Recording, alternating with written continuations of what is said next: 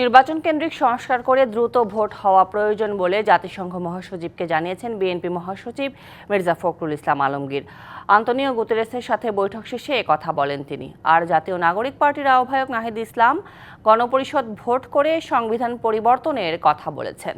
বিষয়টি নিয়ে আরও বিস্তারিত কথা বলার জন্য আমাদের সঙ্গে সরাসরি যুক্ত হয়েছেন আন্তর্জাতিক সম্পর্ক বিশ্লেষক অধ্যাপক ইমতিয়াজ আহমদ। জনাব ইমতিয়াজ আহমদ, আপনাকে স্বাগত আমাদের আয়োজনে। প্রথমেই আপনার পর্যবেক্ষণ জানতে চাচ্ছি, জাতীয় পর্যায়ে সংলাপের কথা তো বললেন গুতেরেস, কিন্তু সংলাপ কি সেভাবে হচ্ছে, বা সংলাপ হলেও সমাধানকে কিছু মিলছে? ধন্যবাদ। না, এটা আমাদের আমাদের রাজনৈতিক দলদেরই করতে হবে।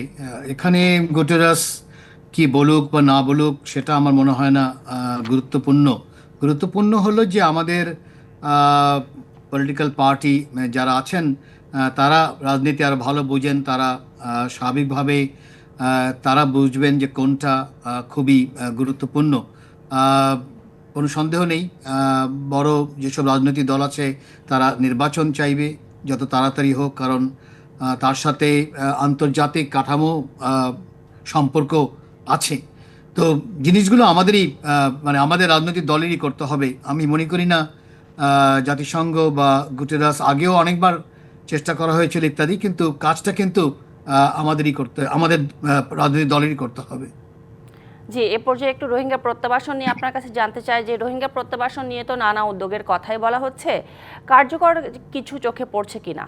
লিলি হালাল বিউটি সোপ, বিএসটিআই কর্তৃক সনদপ্রাপ্ত দেশের প্রথম হালাল বিউটি সোপ, দীপ্তিময় উজ্জ্বল ত্বকের জন্য।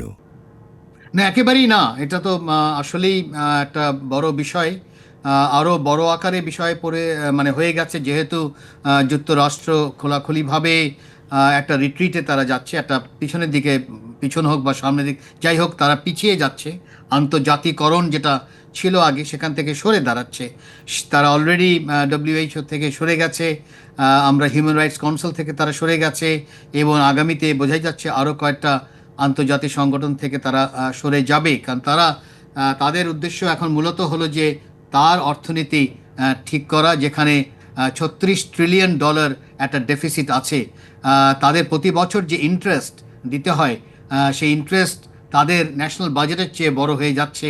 সেখানেই হলো তাদের মাথা ব্যথা। এবং সেটাকে ঠিক করার একটা উপায় হলো এই যে আন্তর্জাতিকরণের যেই অর্থ যেটা ব্যবহার করতো সেখান থেকে সরে যাওয়া। তাতে কোনো সন্দেহ নেই রোহিঙ্গা থেকে যেই সাহায্য তারা দিচ্ছিল, বড় আকারেই দিচ্ছিল, সেখান থেকে একেবারে লাইফ সেভিংয়ে তারা চলে গেছে। এখানে বড় একটা ঘাটতি হবে।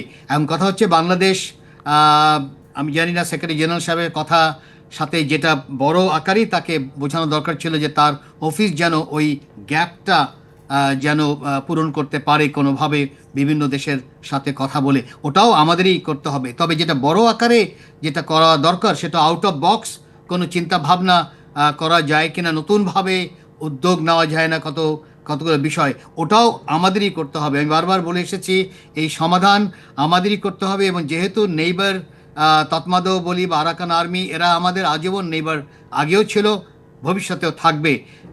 তাদের বাদ দিয়ে কিন্তু আমি কোনো সমাধান করতে পারবো না, সেটাও খেয়াল রাখা দরকার। জি, অধ্যাপক ইমতিয়াজ আহমদ, অসংখ্য ধন্যবাদ আপনাকে আজকে আমাদের আয়োজনে সময় দেওয়ার জন্য। ধন্যবাদ।